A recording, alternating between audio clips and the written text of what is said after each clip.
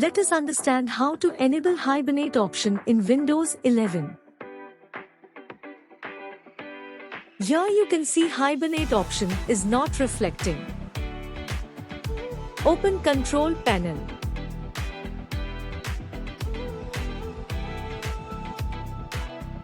Click on System and Security. Click on Power Options. Click on Choose what the power button do.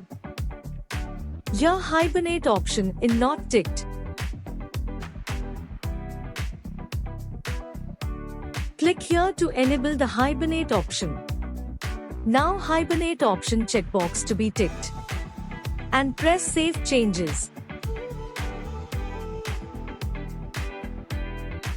Hibernate option now reflecting when clicked on power button.